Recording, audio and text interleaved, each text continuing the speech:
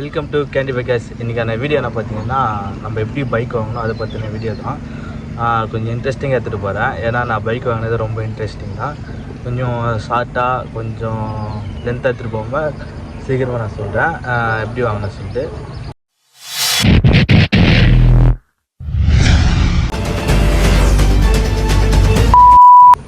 First எனக்கு bike லவ்னு எப்போ வந்ததுன்னா 10th படிக்கும்போதுங்க.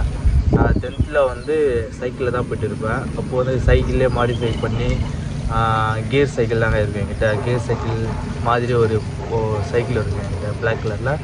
நான் முடிஞ்ச அந்த ஃபோட்டோ தான் நான் உங்களுக்கு ஆட் பண்ணுறேன். அந்த சைக்கிள் வந்து அந்த சைக்கிளில் தான் போவோங்க. பின்னாடி வந்து இந்தமாரி கேரியரில் இருக்குல்ல, அதை கைட்டு வச்சுட்டு வரும் அந்த மெட்கார்டு அந்த மாதிரி வச்சு தான் அப்பயே நாங்கள் ஓட்டு போவோம். அதில் வந்து தான் ஃபஸ்ட்டு அதில் ஸ்டார்ட் பண்ணி தான் எனக்கு கொஞ்சம் பைக் மேலே லவ் வந்ததுங்க.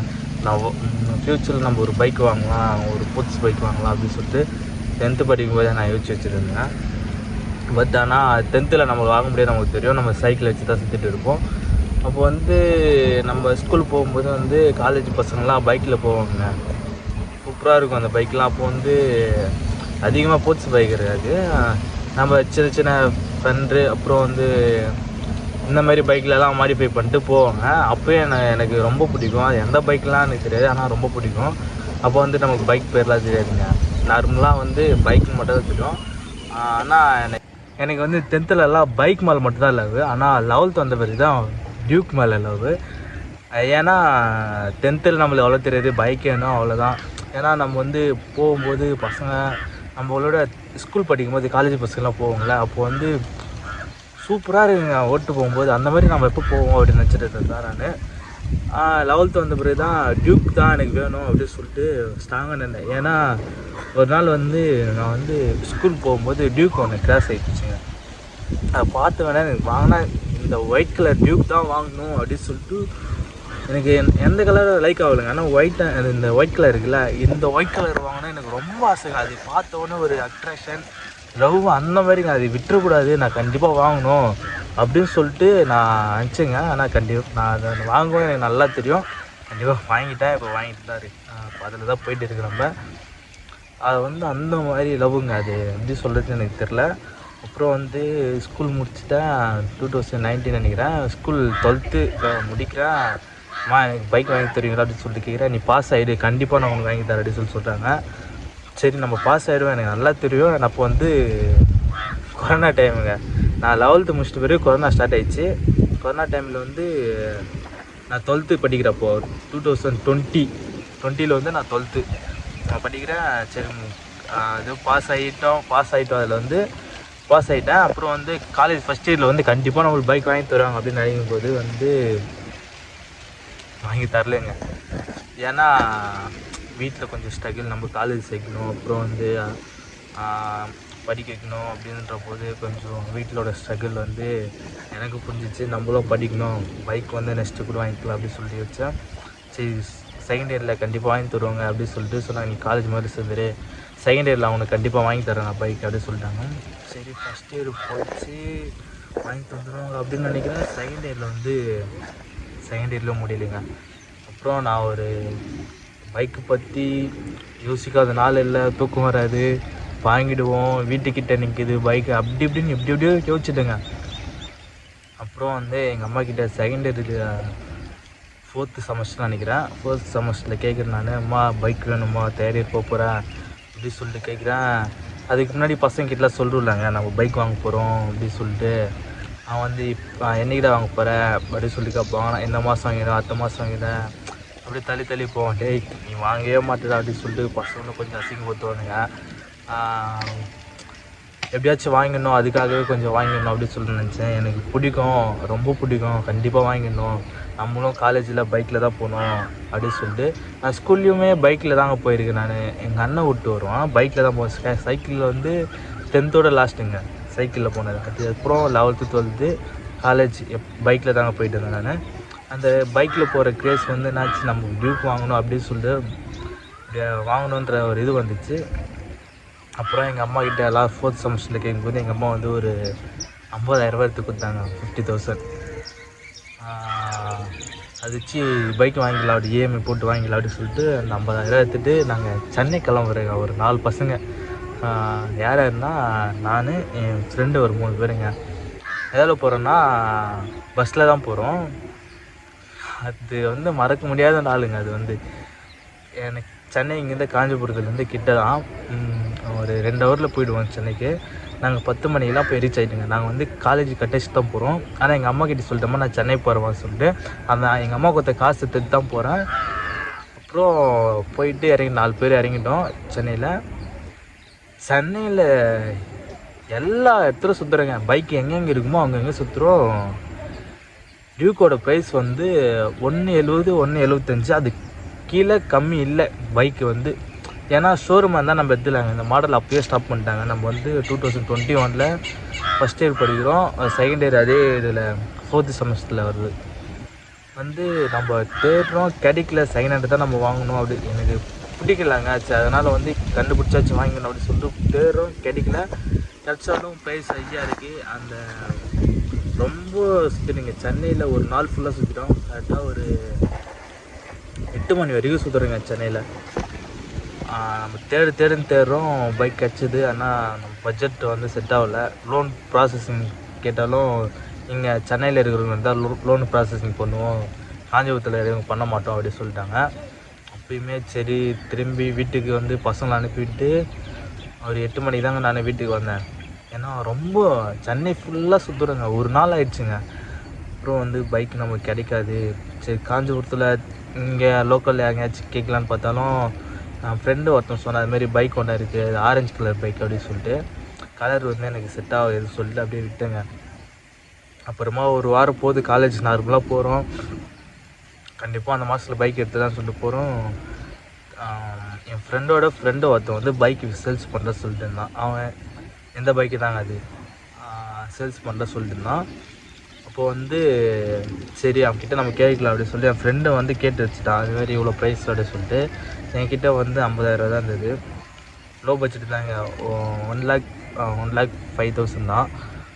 அப்படி இப்படியே பேசி 1 lakh எடுத்துகிட்டு வந்துட்டேன் நாங்கள் வாங்கும்போது. அப்புறம் பேசிவிட்டு இதுமாரி கேட்டேன், நான் போய்ட்டு ஓட்டி பார்க்குறேன் சொல்லிட்டு பைக்கு டெஸ்ட் ட்ரைவ் மாரி பண்ணி பார்க்கலான்னு சொல்லிட்டு போய்ட்டு டெஸ்ட் ட்ரைவ் பண்ணேங்க. பைக்கு எனக்கு பிடிச்சிச்சு. அப்புறம் வந்து நான் சொல்லிட்டு வந்தேன், ஒரு 1 வீக் மட்டும் எனக்கு டைம் கொடுக்கும் அப்படின்னு சொல்லிட்டு கேட்டு வந்தேன். அப்புறம் போயிட்டு நானும் என் ஃப்ரெண்டும் எங்கள் வீட்டுக்கு தெரியும் நான் பைக் வாங்கினது. எங்கள் அம்மாவுக்கு மட்டும் தான் தெரியும், எங்கள் அண்ணன் எங்கள் அப்பாவுக்கு யாருக்கும் தெரியாது. அப்புறம் அன்றைக்கி வந்து பைக் வாங்கினேன்னு சொல்லிட்டு நானும் என் ஃப்ரெண்டு மட்டும் காலையில் எழுந்துச்சி குளிச்சுட்டு கிளம்பிட்டு ரெடி ஆகிட்டேன். நான் போயிட்டு என் ஃப்ரெண்டை மட்டும் கூப்பிட்டேன். ஒருத்தனை மட்டும் தான் கூப்பிட்டேன். ஏன்னா வாங்குவேன்னா வாங்க மாட்டேன், எனக்கு கொஞ்சம் டவுட்டு தாங்க. அந்த நாள் நான் எப்போயுமே மறக்க மாட்டேன், கண்டிப்பாக மறக்க மாட்டேங்க. நான் பைக் வாங்கினேன். நான் போயிட்டு அவங்ககிட்ட போயிட்டு வாடா போகலான்னு சொல்லிட்டு அப்போ ஸ்கூட்டியில் போகிறோம். நாங்கள் போகும்போது சொல்லிட்டு போகிறேன், இந்தமாரி நான் வாங்குவேன்னா வாங்க மாட்டேன்னா தெரிலடா அப்படின்னு சொல்லிட்டு. போயிட்டு வந்து மைண்ட் செட் இல்லை, கேஷ் கையில் இருக்குது. எனக்கு வர வேண்டிய கொஞ்சம் பணம் வந்து டிலே ஆகிடுச்சுங்க. அதனால் வந்து வாங்க மாட்டோம், டிலே ஆகிடும் அப்படின்னு சொல்லியிருந்தேன். ஆனால் அன்றைக்கே பைக் வாங்கியாச்சுங்க. அப்படி வாங்கினேன்னா வர வேண்டிய காசு கொஞ்சம் நமக்கு வந்து கொடுக்க வேண்டியவங்களாம் கொடுத்துட்டாங்க. எங்கள் அம்மா ஃபுல் சப்போர்ட்டுங்க நான் பைக் வாங்கினதுக்கு. கண்டிப்பாக நான் வந்து அந்த எப்போயுமே மறக்க மாட்டேன் நான் பைக் வாங்கினது. அந்தளவுக்கு ஹாப்பி. நான் பைக் வாங்கிட்டு எங்கள் வீட்டுக்கு எடுத்துகிட்டு போகிறேன். எங்கள் அப்பா அம்மா, எங்கள் அப்பா, எங்கள் அண்ணன் என்னை பார்க்குறாங்க. பார்த்துட்டு ஏதாச்சும் சொல்லுவாங்கன்னு நினச்சேன். ஆனால் சீரியஸ்லி அவங்க ரெஸ்பெக்ட் பண்ணலைங்க. எங்கள் அப்பா தான் வந்து என் பைக்குக்கு மாலை போட்டு சுற்றிலாம் போட்டாங்க என் பைக்குக்கு. நான் மறக்க மாட்டேன் எப்பவுமே. அது ஒரு சந்தோஷமான நாளுங்க எனக்கு. அப்புறம் பைக் வாங்கியாச்சு. அப்புறம் காலேஜுக்கு எடுத்துகிட்டு போகும்போது ஒரு ட்விஸ்ட்டுங்க. நான் இப்போ வந்து காலேஜ் படிக்கும்போது எந்த வேலைக்கு போக மாட்டேன். ஆனால் பெட்ரோல் போடலைங்க அங்கே வந்தது. அப்புறம் வந்து பெட்ரோல் போடுறதுக்குமே எங்கள் வீட்டில் நார்மலாக அந்த பைக் எடுத்துகிட்டு போகும்போது எங்கள் அப்பா தான் தருவார். அதுமாரி வந்து எங்கள் அப்பா அம்மா தான் தருவாங்க. அதேமாரி காலேஜுக்கு போகும்போது நானும் எங்கள் அண்ணனும் காலேஜுக்கு ஒன்றா தாங்க போவோம். அப்போது வந்து ஒரே பைக்கில் போகும்போது பெட்ரோலுக்கு அவங்க கொடுத்துட்டாங்க. அதுக்கப்புறம் தாங்க நம்ம வேலைக்கு போகும்போது தான் நம்ம பெட்ரோல் காஸ்ட்டு என்ன நமக்கு தான் புரியும். டியூக்கு வந்து மைலேஜ் வந்து ஒரு 30 தாங்க தரும். நம்ம ஓவரால் செக் பண்ணதில்லை நம்ம சொல்கிறோம். இப்படி தாங்க நான் பைக் வாங்கினது. ஆனால் சென்னை ஃபுல்லாக சுற்றினது, அப்புறம் வந்து காஞ்சிபுரம் ஃபுல்லாக சுற்றினது, அதோட ஃபீல் பைக் லவருக்கு முதல் தெரியும். ஏன்னா பைக்குக்காக சுற்றும்போது ரொம்ப கஷ்டப்பட்டேங்க. நான் அந்த வீடியோவில் கொஞ்சமாக தான் சொல்லியிருப்பேன், அது பின்னாடி நிறைய விஷயம்லாம் இருக்குது. நான் வந்து ஷார்ட்டாக முடிச்சிட்டேன். இப்படி தாங்க நம்ம லீவை வாங்கினோம். லீவ் வாங்கிட்டு நம்ம சர்வீஸ் விட்டோம். ஃபஸ்ட்டு சர்வீஸ் வந்து 10,000 ஆச்சு. அப்புறம் வந்து ஏன்னா ஃபுல்லாக கொஞ்சம் நம்ம ஓட்டுற அளவுக்கு நம்ம ஓட்டும்போது அவங்க எப்படி ஓட்டினாங்கன்னு தெரியல. நம்ம வந்து கொஞ்சம் நல்லா ஓட்டணும் அப்படின்னு சொல்லிட்டு ஃபுல் சர்வீஸ் விட்டோம், மாற்றியாச்சு. அப்புறம் நம்ம டயரு எல்லாமேங்க நம்ம தான் பார்த்தோம். எனக்கு அந்த பைக் வாங்கின மெமரிஸ் வந்து எனக்கு அப்படி இருக்குங்க. எனக்கு அங்கே போயிட்டு பைக் வந்து நம்ம காஸ்ட்டு வாட்டர் வாஷ் பண்ணிட்டு எடுத்துகிட்டு வந்து வீட்டுக்கு என்னமாரி நீங்களே இருப்பீங்க. கண்டிப்பாக நீங்களும் பைக் வாங்குங்க. ஆனால் காலேஜ் போகும்போது வாங்கிக்கிங்க. ஏன்னா வந்து யாரும் கஷ்டப்படுத்த வேணாம். நான் எங்கள் வீட்டில் கொஞ்சம் கஷ்டம்லாம் படுத்தலை, வேணும்னு கேட்டேன். அப்புறம் வந்து கன்வின்ஸ் பண்ணாங்க வீட்டில். அப்புறம் மணி வந்து எங்கள் அம்மா தான் கொடுத்தாங்க, எங்கள் அப்பா தரல. உங்களுக்கு தெரியுங்க, இந்த மாதிரி எந்த தப்பு பண்ண மாட்டேன். எங்கள் வீட்டுக்கு தெரியும், நான் வந்து பிடிக்க மாட்டேன், எதுவும் பண்ண மாட்டேன், எங்கள் வீட்டுக்கு தெரியும். அந்த நம்பிக்கையில் வந்து கண்டிப்பாக எனக்கு வாங்கி கொடுத்தாங்க. அந்தமாரி நீங்களும் கொஞ்சம் நல்லபடியாக இருந்தீங்கன்னா வீட்டில் வாங்கி தருவாங்க. சேஃபாக பார்த்து ஹெல்மெட் போட்டுப்பாங்க. ஏன்னா நம்ம பைக் வந்து நம்ம ஓட்ட போகிறோம், நம்ம பார்த்து போனால் தாங்க நம்ம நிறைய நாள் ஓட்ட முடியும். ஏன்னா ஸ்பீடாக போகிறாங்க பசங்க, அந்த மாதிரி நான் போனதில்லை. சேஃபாக தாங்க போவேன் நானுமே. எங்கள் வீட்டுக்கு தெரியும் நான் எப்படின்னு சொல்லிட்டு. அந்த நம்பிக்கை உங்கள் வீட்டில் கொடுங்க, கண்டிப்பாக உங்களுக்கு வாங்கி தருவாங்க. அப்படி இல்லைனா நீங்களே சம்பாதிச்சு வாங்கிங்க. கண்டிப்பாக நான் நெக்ஸ்ட் பைக் வாங்குவேன். நான் கண்டிப்பாக நம்ம நெக்ஸ்ட் பைக் வாங்கும்போது அது நான் இந்த பைக் வாங்கும்போதே நினச்சேன், கண்டிப்பாக நெக்ஸ்ட் பைக் வாங்கும்போது என்னோடய சொந்த உழைப்பில் இருக்குன்னு சொல்லிட்டு நான் ஃபஸ்ட்டே முடிவு பண்ணிட்டேன். ஏன்னா பைக் மேலே இருக்கிற கேஸ் எப்போவுமே குறையாதுங்க. எனக்கு நெக்ஸ்ட்டு அப்டேட்டாக தான் கொடுக்கணும் அப்படின்னு சொல்லிட்டு எனக்கு நினச்சிட்டு இருந்தேன். பட் 10th படிக்கும்போது 2018 நினைக்கிறேன், அப்போவே நினச்சிட்டு நான் நம்ம நெக்ஸ்ட்டு பைக் வாங்கும்போது என்னோடய சொந்த காசில் வாங்கணும், யாருக்கிட்டையும் கேட்கக்கூடாது, அப்பா அம்மா வாங்கி கொடுத்துருவாங்க. அதுக்கப்புறம் நம்ம வந்து நம்ம சொந்த வாய்ப்பால் நம்ம என்ன பண்ணுறது தான் முக்கியம். கண்டிப்பாக நீங்களும் பைக்கு வாங்குங்க. அதுக்கு முன்னாடி கொஞ்சம் வீட்டில் கொஞ்சம் நம்பிக்கை கொடுங்க. எந்த கெட்ட பழக்கமும் போகாமல் ஒரு நல்லபடியாக இருங்க. கண்டிப்பாக நான் வந்து ஃப்யூச்சரில் இப்போது ஒரு யூடியூப்பில் வந்திருக்கேன். இந்த மாதிரி வந்து ஃப்யூச்சரில் நான் வந்து ஒரு 5 வருஷம் கழிச்சு எப்படி இருப்பேன் எனக்கும் தெரியாது, இருப்பேனா இல்லைன்னே தெரியல. ஃப்யூச்சரில் ஒரு 5 வருஷத்துக்கு அப்புறம் நான் பார்க்குறேன் நான் இந்த அளவுக்கு எத்தனை பைக் வாங்கியிருக்கேன் அப்படின்னு சொல்லிட்டு. இந்த வீடியோ வந்து 5 வருஷத்துக்கு அப்புறம் நான் பார்க்குறேன் எப்படி இருக்கு போகிறேன்னு சொல்லிட்டு. ஓகேங்க, நீங்களே கண்டிப்பாக பைக் வாங்குங்க. அதுக்கான ஹார்ட் ஒர்க் போடுங்க. வீட்டில் வாங்கி தந்தால் ஓகே, இல்லைன்னா நீங்களே வாங்கிக்கோங்க.